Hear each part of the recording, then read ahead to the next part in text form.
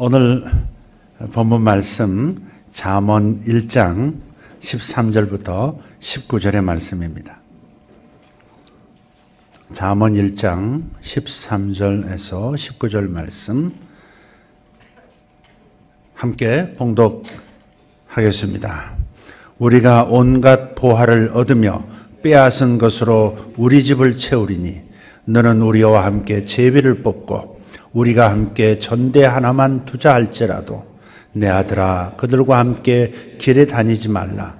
내 발을 금하여 그 길을 밟지 말라. 대저 그 발은 악으로 달려가며 피를 흘리는데 빠름이니라. 새가 보는 데서 그물을 치면 헛일이겠거늘 그들이 가만히 엎드림은 자기의 피를 흘릴 뿐이요 숨어 기다림은 자기의 생명을 해할 뿐이니 이익을 탐하는 모든 자의 길은 다 이러하여 자기의 생명을 잃게 하느니라. 아멘. 아멘. 이번 주가 이제 3.1절 기념일이죠. 아마 주말에 이제 3.1절이 되겠습니다. 역사의 어둠 속에서 민족 정기를 잃었던 그 우리 민족사뿐만 아니라 세계사에서도 참 보기 드문 참 우리 민족으로서 최대의 어둠이자 어려움이었던 그 불행한 역사였던 그 일제시대 분연히 백성들이 일어나서 독립을 외쳤던 아주 기념일이 다가옵니다. 2018년은 아까 장로님 기도에도 언급하셨습니다마는 99주년 3.1절이 되겠습니다. 또 동시에 상해 임시정부 수립 99주년이기도 합니다. 그래서 더더욱 의미가 있습니다. 그리고 대한민국 정부 수립 70주년이고요. 성서의 땅, 성서의 민족, 이스라엘의 독립 70주년입니다. 그러니까 5월달 독립선언을 했었는데 이스라엘이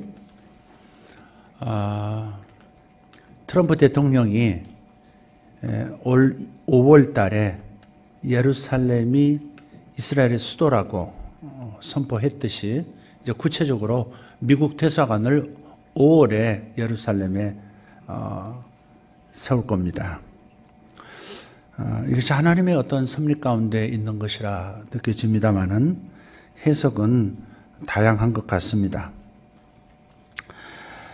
하나님께서는 개인의 삶도 그렇지만 국가도 위대한 작품으로 만드시는 분인 것을 발견하게 됩니다.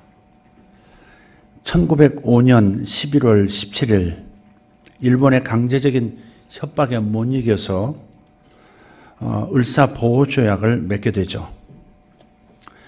그때부터 국권이 찬달됐고요.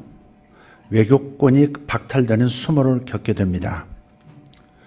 그리고 개개인의 삶이 1년 내에 피땀 흘려 농사 지으면 공출이라고 하는 명목으로 다 거두어갔습니다. 남자들은 전쟁에 총알바지로 나갔고 또 징용으로 끌어다가 북해도 사할린 등지에서 강제로 노역을 당했습니다. 처녀들은 공장에 취직시켜준다, 돈 벌게 해주겠다 그런 빌미로 끌어다가 위안부로 삼았습니다. 이 일제는 김인현 1월 22일 고종 황제를 독살을 합니다. 독을 통해서 시해를 해요. 이것을 알게 된 우리 선조들이 울분을 참지 못하고 급기야 3.1절 독립만세 운동을 하기에 이른 겁니다. 한 나라의 탐욕이 주변 나라들을 아주 오랜 세월 동안 고통으로 끌고 갔죠. 일본이라는 나라가 조선 반도를 차지했고 또 중국을 만주를 삼키고 저 아래쪽까지 다 차지하려고 전쟁을 일으켰습니다. 인도네시아, 필리핀, 동남아시아의 여러 나라들을 정복을 했어요. 그 결과는 무엇입니까? 하나님의 작품을 만드신다 했는데 결국은 그러한 탐욕에 의해서 저질러지는, 남을 해하면서까지 자신들의 필요를 채우려고 하는 이러한 국가, 그 결과는 패망이라는 것입니다. 수치스러운 나라가 됐었죠. 다시 일어나고 있습니다마는 어쨌든 이러한 탐욕에는 하나님의 심판이 반드시 따르고, 고난받는 민족과 나라들은 또 그것을 통해서 회개케 하시고 또 온전케 하셔서 결국 회복을 주실 뿐만 아니라 위대한 나라와 민족이 되기도 하시는 겁니다. 나라뿐만이 아니죠. 사실 나라로 말하면 일본보다 청나라가 우리 한반도를 더 괴롭힌 역사를 가지고 있다는 것도 여러분 아셔야 합니다. 중국은 자꾸 제외를 하려고 하는데 그다지 멀지 않은 그 시절에 병자호란을 비롯해서 얼마나 큰 곤욕을 치렀는지 모릅니다. 병자호란이 끝나가면서 30만 명을 끌고 갔어요. 대부분이 아리따운 우리의 처녀들이었습니다. 다 끌고 가고 다시는 돌아올 수 없는 생리별의 길을 가게 만들었습니다. 우리 주변 강국들이 우리나라를 그렇게, 이 한반도를 그렇게 늘 괴롭히고 요구했었다는 사실을 우리는 잊어서는 안 될 줄 압니다. 그게 3.1절의 의미라고 믿습니다. 역사를 기억하는 민족은 다시 그 아픈 역사를 반복하지 않는 것이죠.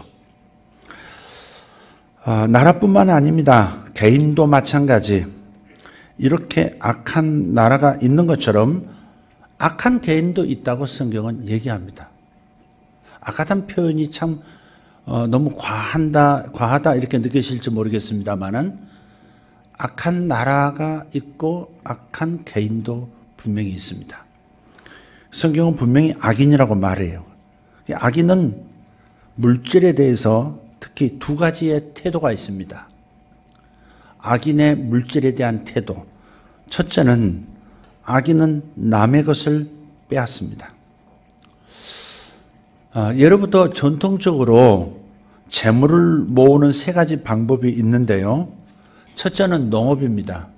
지금은 우리나라가 농사 짓는 분들이 이제 좀 줄어듭니다만은 농경시대 농사 짓는 분들이 많았죠.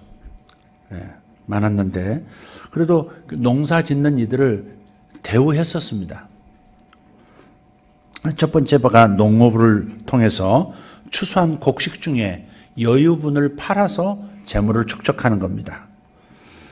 두 번째는 공업으로 물건을 만들어 팔아서 재물을 또 모았습니다. 그리고 다른 하나는 상업입니다. 동서양을 막론하고 이 상인들, 무역업을 하는 사람들, 이런 사업을 하는 사람을 굉장히 천히 여겼습니다. 지금은 부자에게 줄대려고 애를 쓰잖아요. 부자가 권력자입니다. 그런데 옛날에는 플라톤이라든지 아리스토텔레스 같은 사람들은 무역업하는 사람들을 아주 천시했어요. 서양만이 아닙니다. 우리나라만 해도 사농공상 했어요. 선비들, 공부하는 사람들, 사농공상해서 선비 다음에 농사 짓는 사람이었습니다. 그 다음에 뭔가를 만드는 사람, 공인들, 기술자들을 말하는 거죠. 맨 가장 천시되었던 사람들이 상인입니다. 그래서 일본만 해도, 가까운 일본만 해도 한때 이 상인들을 접근 금지 천민으로 여겼습니다. 그러니까 접촉하면 자기도 천해져 버리는 겁니다. 상인들을 필요로 하면서도 상인을 그렇게 천시한 거예요. 어쨌든 장사를 해서 이윤을 남기고 재물을 모읍니다. 그래서 농업을 통해서, 공업을 통해서, 상업을 통해서. 지금은 직업군이 굉장히 다양합니다만은 옛날에는 이랬다 이 말이죠. 이와는 달리 정상적인 방법이 아닌 전쟁을 통해서 남의 것을 훔치거나 빼앗아서 재물을 축적하기도 했습니다.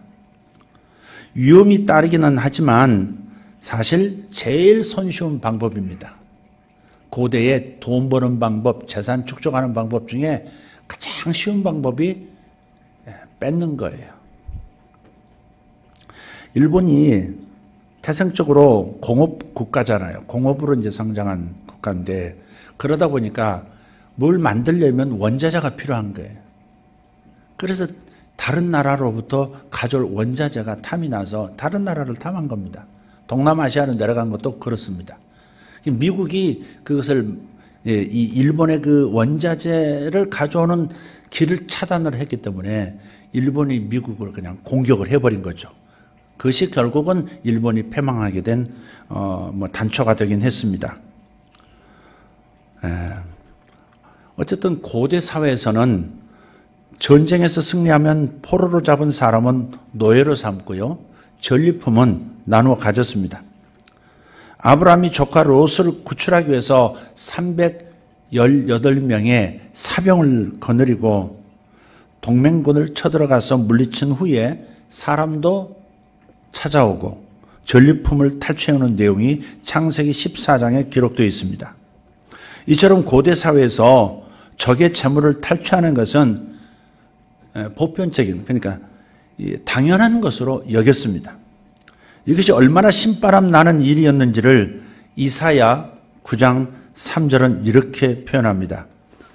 주께서 이 나라를 창성하게 하시며 그 즐거움을 더하게 하셨으므로 추수하는 즐거움과 탈취물을 나눌 때의 즐거움 같이 그들이 주 앞에서 즐거워하오니 그랬어요.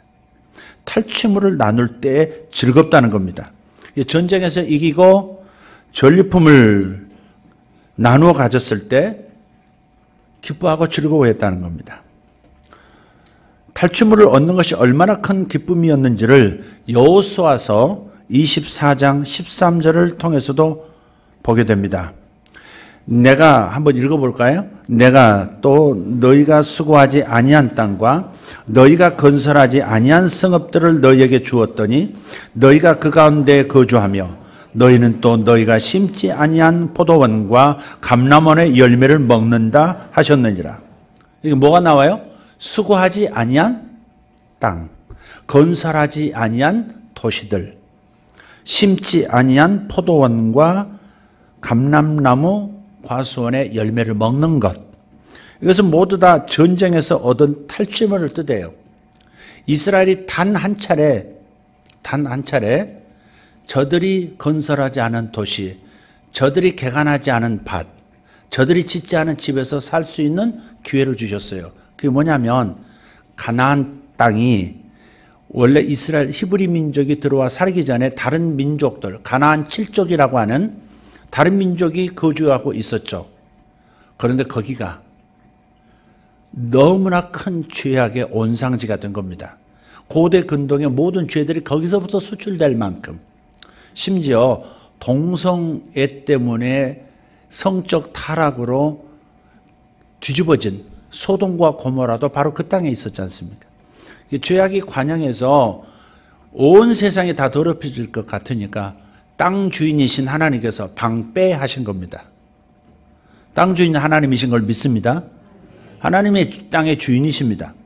그래서 하나님께서 주고자 하는 자에게 주시고 빼라 하는 자에게 빼야 하는 그런 심판도 있는 겁니다. 가나안 족속을 다 멸하라는 겁니다. 살려두지 말고 다 멸하라. 그래서 이스라엘 백성이 애굽에서 나와서 죄악이 관영했던 가나안 족속을 제거하고 그 땅을 차지하는 이야기가 성경에 나오는 겁니다.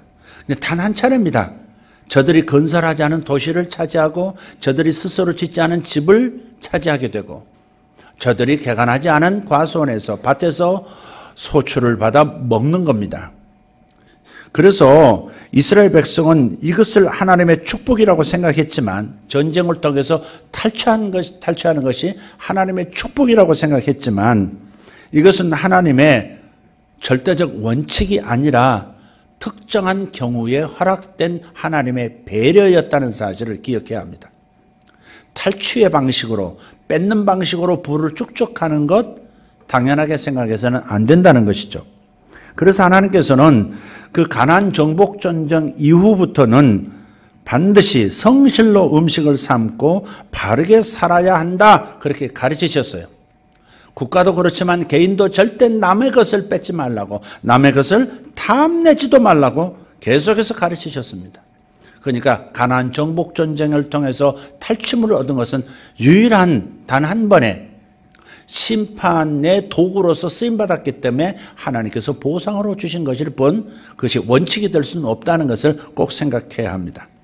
그리고 하나님께서 그렇게 남의 것을 빼앗아 사는 민족들라고 하시는 분도 아니라는 사실도, 다시 말해서 하나님에 대한 오해도 거두셔야 합니다. 하나님은 우리가 이런 방법으로 집을 채우거나 재산 모으는 것을 싫어하십니다.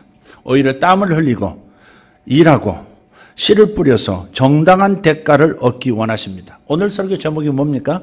정당한 이익이 복이다. 정당한 이익은 복인 것입니다. 이 정당하다 하는 정당한 대가가 뭐냐를 좀 살펴볼 필요가 있습니다.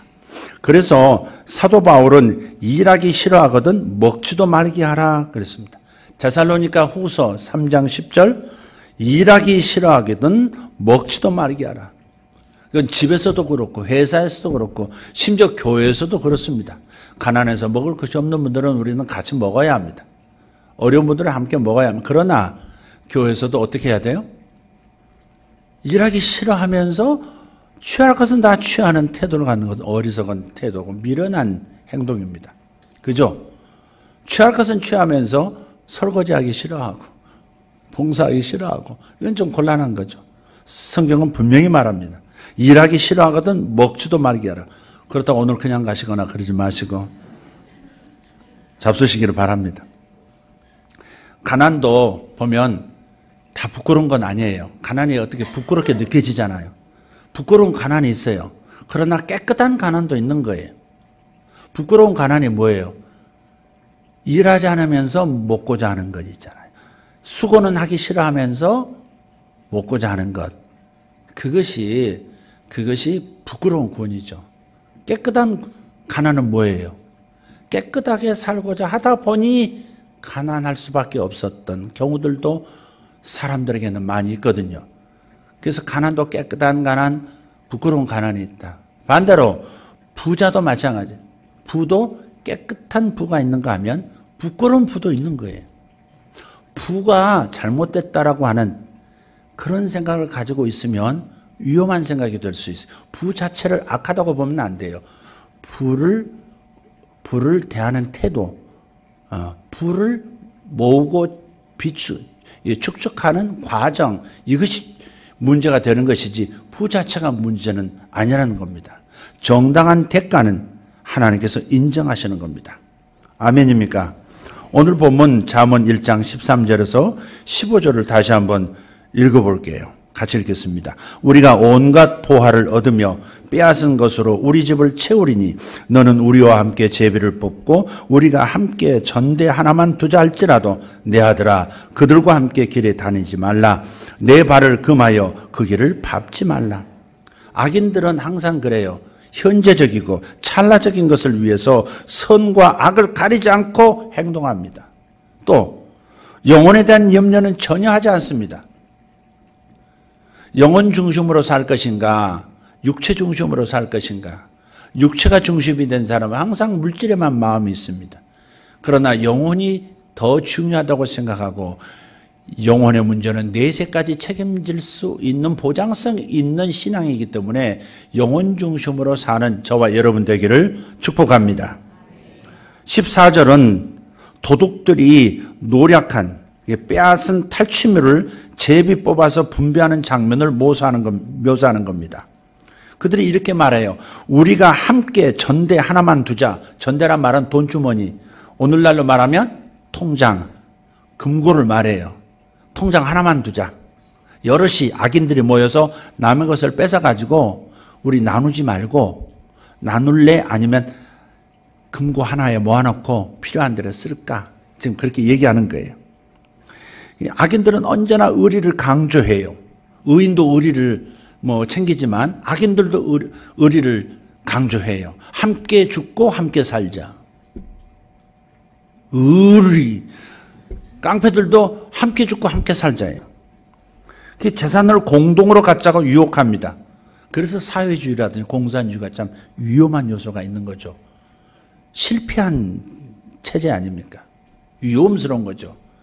그래서 가진 사람 것을 될 수 있는 한 모든 조치를 통해서 모아놓고 노력하지 않아도 그냥 나눠 쓰자 하는 방식. 참 위험한 거죠. 재산을 공동으로 갖자고 지금 우리가 함께 전대 하나만 주자 이렇게 얘기하는 이 악인들을 한번 보십시오. 젊은 때는 피가 뜨겁기 때문에 그런 말에 쉽게 유혹이 됩니다. 멋있거든요. 너나 나나 똑같이 분배하며 살자. 멋있어 보여요. 그런데 지혜자는 이렇게 말하죠. 그들과 함께 길에 다니지 말라. 왜냐하면 그들의 끝은 멸망이기 때문에 그렇다는 겁니다. 악인의 특징이 무엇입니까? 땀 흘려 일하기 싫어하고요. 지름길이나 속성을 좋아합니다. 그리고 남의 것을 훔치거나 빼앗는 것을 두려워하지 않습니다. 왜 그럴까요? 하나님을 두려워하지 않기 때문에 그렇습니다. 하나님을 두려워하지 않는 사람들은 남의 것을 뺏고 훔치는 것 두려워하지 않습니다. 이런 사람들을 멀리하지 않으면 그들이 멸망할 때 함께 망하게 된다고 말씀합니다. 그래서 우리의 기도 제목, 경제에 관해서 우리의 기도 제목은 악인의 꾀를 따르지 않게 해달라고 기도해야 하는 겁니다. 악인의 꾀들이 있습니다. 로마서 16장 17절에도 이렇게 말씀합니다. 형제들아 내가 너희를 권하노니 너희가 배운 교훈을 거슬러 분쟁을 일으키거나 거치게 하는 자들을 살피고 그들에게서 떠나라. 하여간 교회, 공동체는 분쟁을 일으키거나 교훈을 거스르거나 거침돌을 두는 이런 일이 없도록 하라는 겁니다. 그런 일을 아무런 두려움 없이 할 때 그들에게서 떠나라. 그렇게 말씀하는 겁니다. 이 같은 자들은 18절 이 같은 자들은 우리 주 그리스도를 섬기지 아니하고 다만 자기들의 배만 섬기나니 교활한 말과 아첨하는 말로 순전한 자들의 마음을 미혹하느니라. 이 말씀은 남을 등치고 빼앗고 교활한 말로 꾀는 악인을 분별할 줄 아는 지혜자가 되라는 겁니다. 우리는 일평생 남의 물건을 빼앗는 악인을 멀리해야 합니다. 악인의 길을 떠나서 의인의 길을 걷는 지혜자가 되시기를 축복합니다. 물론 두 번째, 악인은 이익을 탐합니다. 이 문장을 잘 들으셔야 합니다. 악인은 이익을 탐합니다. 물론 이익을 보는 것은 나쁜 것이 아니에요. 이익을 본다는 것과 이익을 탐한다는 것을 같이 생각하면 안 돼요. 이익을 보려는 인간의 마음은 당연한 것입니다. 하나님이 만드신 마음입니다. 이 이익을 보려는 인간의 마음이 생산의 증대를 가져왔고 시장이 형성되고 자본이 축적되면서 자본주의라고 하는 경제 체제가 생긴 겁니다. 아브라함의 후손들 한번 보십시오. 유대인들은 지금도 경제의 절정, 경제의 꽃이라고 하는 금융을 잡고 있습니다. 유대인이 미국을 움직이고 세계를 움직이는 보이지 않는 손들이라고 말하는 것은 바로 금융을 잡고 있어서, 물론 다른 요소도 있습니다만 금융을 유대인 자본이 잡고 있어 그렇습니다. 그렇다고 그것이 죄냐? 그들이 추구하는 부를 추구하는 것이 나쁜 것이냐? 그건 아니다 이 말이에요. 이익을 보려 하는 것은 나쁜 게 아니에요. 문제는 이익을 탐할 때 문제가 일어나는 겁니다.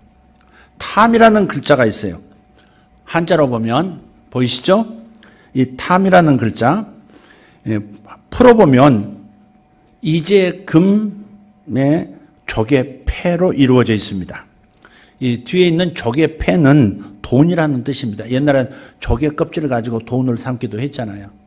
그래서 조개 패는 돈이라는 뜻이고요. 금은 이제, 지금 그런 뜻이죠.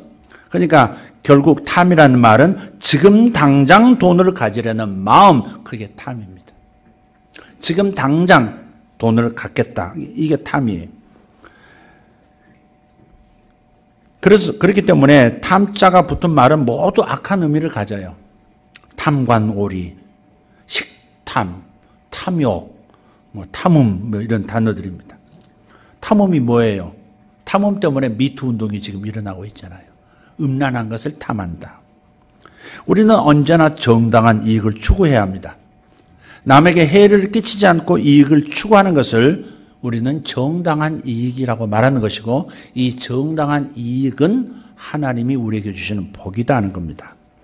인간은 누구나가 다 남보다 더 갖고 싶고요, 더 잘 되고 싶은 욕구가 있습니다. 여기서 한 사람도 예외가 없을 겁니다. 더 많이 갖고 싶은 마음 있어요. 그러나 결코 남을 해치면서까지 가져서는 안 된다는 겁니다. 일본이 악한 나라일 수밖에 없었던 그 역사의 모습들, 뭐예요? 남을 해치면서까지 자신의 필요를 채우려고 했다는 것이죠. 개인도 마찬가지입니다. 오늘 본문 1장 16절에서 19절을 다시 한번 읽어보겠습니다. 대저 그 발은 악으로 달려가며 피를 흘리는데 빠름이니라. 새가 보는 데서 그물을 치면 헛일이겠거늘 그들이 가만히 엎드림은 자기의 피를 흘릴 뿐이요 숨어 기다림은 자기의 생명을 해할 뿐이니 이익을 탐하는 모든 자의 길은 다 이러하여 자기의 생명을 잃게 하느니라. 아멘. 17절은 뭡니까? 새가 보는 데서 그물을 치면 헛일이라고. 그죠? 새를 잡으려고 하는데 거기서 돛을 놓고 있는 모습을 새가 다 봤어. 그럼 헛일이다 이 말이죠. 헛일이에요. 근데 악인들은 은밀한 곳에 숨어서 음모를 꾸미기 때문에 아무도 모르게 해치우리라 생각하면서 완전 범죄를 꿈꿉니다. 그러나 불꽃 같은 눈으로 인간을 감찰하시는 하나님 앞에 숨을 수 있는 은밀한 일은 세상에 없습니다. 하나님은 악인의 일거수일투족을 모두 지켜보고 계셔요. 그렇기 때문에 남을 해치면서까지 불이한 이익을 탐하는 것은 결국 자기의 생명을 해치는 결과를 가져온다는 경고입니다. 자, 그러면 좀 더 명확하게 한번 좀 선을 그을 필요가 있겠습니다. 참 어디까지가 정당한 대가고 어디서부터가 불이한 이익이냐 하는 거죠. 불이한 이익이란 뭐냐? 뿌리지 않은 것을 거두려 하는 겁니다. 다시, 뿌리지 않은 것을 거두려 하는 것이 불이한 이익입니다. 자기의 몸을 뿌려야 하고, 자기의 땀을 뿌려야 하고, 자기의 재능을 뿌리고, 자기의 순발력을 뿌리고, 자기의 아이디어를 뿌리고, 자기의 인맥을 뿌리고, 자기의 성실함을 뿌려서 그래서 거두어야 하는데 뿌린 것 없이 거두려고 하는 겁니다. 한번 그려보십시오. 내 밭이 여기 있어요. 뿌리지 않았어요, 봄에. 그런데도 거두고 싶단 말이에요. 근데 그 내 밭에서 곡식이 나올 리가 만무죠. 안 뿌렸으니까. 그러면 거두고 싶을 때 어떤 방법을 씁니까? 그 옆에 있는 밭을 밤에 거두는 것입니다. 그러니까 뿌리지 않고 거두려고 하는 것은 결국은 남의 것을 내 것으로, 내 것처럼 이렇게 가져와 버리는, 그래서 불이한 이익이라고 말하는 겁니다. 믿음의 사람들은 땀을 흘리며 성실함으로 씨를 뿌려야 할 줄 믿습니다. 그런 사람들이 단우를 거둘 때 기쁨으로 거두는 겁니다. 이런 말이 있습니다. 깊은 골짜기는 채워도 사람의 욕심은 채울 길이 없다고. 깊은 골짜기, 아무리 깊은 골짜기라도 결국은 채울 수 있다. 사람의 욕심은 못 채운다. 인간의 욕심이란 끝이 없음을 가르쳐주는 격언이죠. 욕심을 절제하지 못하고 계속 채우려고만 하는 사람은 갈증 날 때 바닷물 마시는 사람입니다. 바닷물 마시는 사람은 잠깐 물 마시는 것 같지만 더 깊은 타는 갈증으로 들어가게 되죠. 어리석은 사람입니다. 성경은 이런 사람의 모습을 전도서 1장 8절에서 눈은 보아도 족함이 없고 귀는 들어도 가득 차지 아니하도다 그렇게 말씀하고 있습니다. 성경은 또한 사람의 끝없는 욕심에 대해서 전도서 5장 10절에 같이 한번 읽어볼까요? 은을 사랑하는 자는 은으로 만족하지 못하고 풍요를 사랑하는 자는 소득으로 만족하지 아니하나니 이것도 헛되도다. 네. 사람이 탐심으로 눈이 어두워지면 망할 때까지 끝을 모르고 달려갑니다. 가룟 유다 생각해 보십시오. 돈에 대한 욕심으로 눈이 멀었죠. 그래서 은 30 주겠다는 말에 자기 스승 예수를 팔아 넘긴 뒤에 자살하고 맙니다.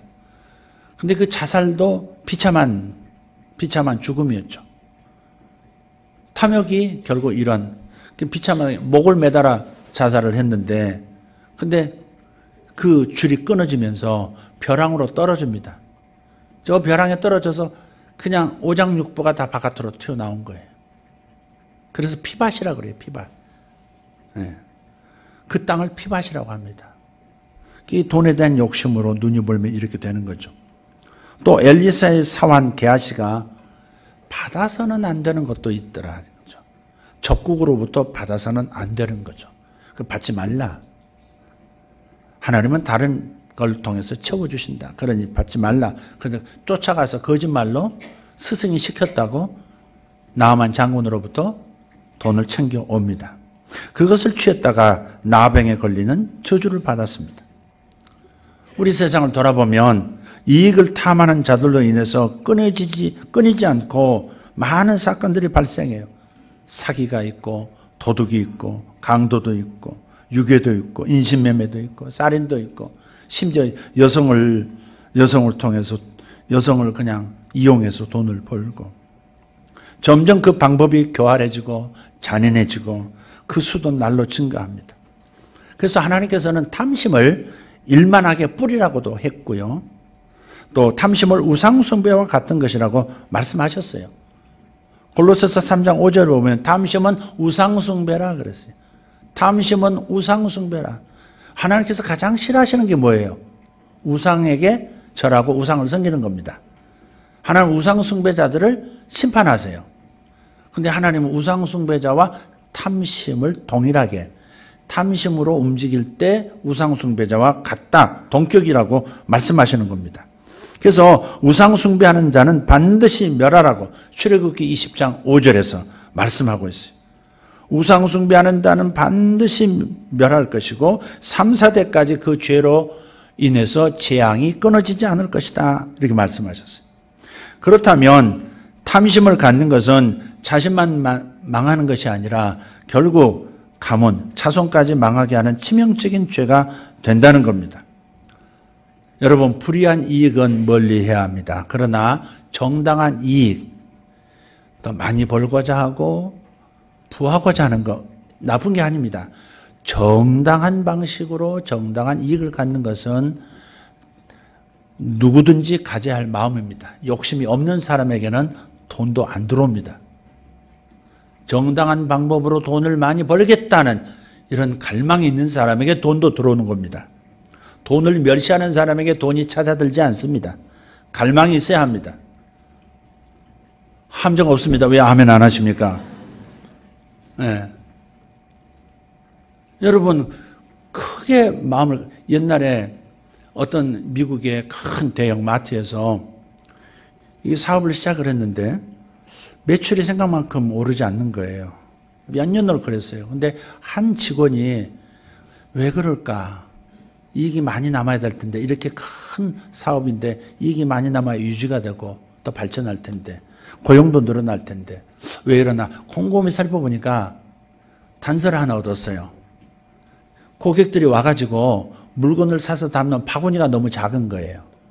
그러니까 꽉 차면, 그냥 차면 더 살 것 있어도 그냥 카운터로 가가지고 계산하고 나가는 겁니다. 그래서 바구니를 크게 한 겁니다. 그래서 그걸 채워가지고 나가더래요. 그래서 2개를 엮었답니다. 들고 다니기가 뭐하니까 이제 바퀴 달아가지고 밀고 다니니까 오늘날 대형 마트에 가서 미는 카트입니다. 이게 한 사람의 아이디어입니다. 그러니까 큰 그릇을 준비하면 많이 당기는 겁니다. 지금 목사님 지금 탐욕으로 넘어가도록 지금 다시 돌아가시는 것 같은데 그렇게 생각하지 마십시오. 여러분, 이런 설교를 들을 때 잘못 오해해서 뭔가를 돈을 많이 벌고자 하는 마음조차도 스스로 껄끄러워지면, 그러면 내 스스로 위축이 되고 돈 벌 수 있는 기회도 왔음에도 비껴가게 되는 겁니다. 그러니까 여러분이 부에 대해서 깨끗한 부도 있고 부끄러운 부도 있는데, 깨끗한 부를 추구하는 사람으로서 큰 꿈을 갖는 것은 바람직하다. 정당한 이익을 통해서 많이 벌게 되는 것은 하나님의 복이다 이렇게 생각하시자 이 말이죠. 극단적이 되시지 말자 이 말이에요.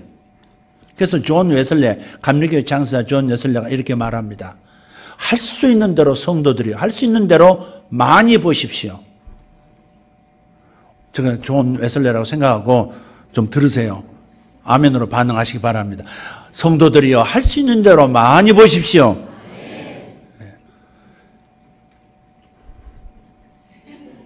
성도들이요, 할 수 있는 대로 많이 저축하십시오. 아멘이 점점 작아지고 있습니다. 성도들이요, 할 수 있는 대로 하나님 나라를 위하여 그 물질을 많이 쓰십시오. 할렐루야. 그러면 부끄러운 부가 아닌 겁니다. 그게 부끄러운 부가 아니란 말. 그건 부끄러운 부가 아니에요. 그래서 이런 부분, 정당한 이익은 하나님의 복이다. 이걸 꼭 가지고 살아가시되, 그러나 탐욕이라고 하는 그 역사가 항상 그림자처럼 따라붙는 경향성이 이 땅에는 있기 때문에 우리는 기도해야 합니다. 시편 119편 36절입니다. 한번 읽겠습니다. 내 마음을 주의 증거들에게 향하게 하시고 탐욕으로 향하지 말게 하소서. 아멘. 부를 많이 추구하는 사람, 부를 통해서 큰 일을 이루고자 하는 사람, 부를 많이 축적해서 위대한 일을 꿈꾸는 사람들이라면 거기서 자칫 잘못하면 자신도 모르게 경계선을 넘을 수 있는 남을 해하면서까지도 가져와야 되는 그런 그 위험한 선을 넘을 수 있기 때문에 탐욕의 영을 경계하기 위해서 항상 하나님의 말씀이, 내 영혼을 중심으로 하나님의 말씀이 나에게 더 큰 즐거움을 주는 것이고, 물질은 그 다음이라고 생각할 수 있는 지혜가 있어야 한다는 겁니다. 그래서 주의 증거의 말씀에 내 마음이 향하게 하시고 탐욕을 향해서 내 마음이 향하지 않게 해달라고. 이 기도는 나 자신을 위해서, 내 자식들을 위해서, 내 후손을 위해서 해야 하는 기도인 것입니다. 할렐루야. 큰 부를 꿈꾸는 사람들, 그런 분들은 탐욕을 다스릴 수 있는 권능도 함께 반드시 구하셔야 할 줄 믿습니다. 할렐루야.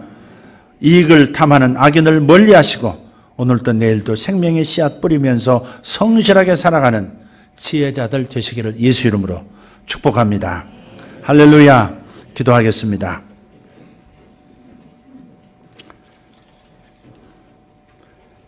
하나님 감사합니다. 건강한 마음으로 살아가라고 말씀하시고, 건강한 정신으로 돈을 벌라고 말씀하시고, 건강한 생각으로 부를 축적하라고 말씀하시며, 건강한 태도로 돈을 사용하라고 말씀하시는 하나님의 음성을 겸손히 엎드려 듣습니다. 주님, 우리로 탐욕에 치우치지 않도록, 선을 넘지 않도록 도와주시옵소서. 그러나 존 웨슬레의 선포처럼 주여, 할 수 있거든 많은 것을 맡겨 주시옵소서. 정당한 이익을 통해서 많은 부를 취할 수 있도록 도와주시고, 그것으로 많은 큰 일들을 해낼 수 있는 살아가는 성도들 되게 하여 주시옵소서. 살아계신 예수님 이름으로 기도하옵나이다. 아멘.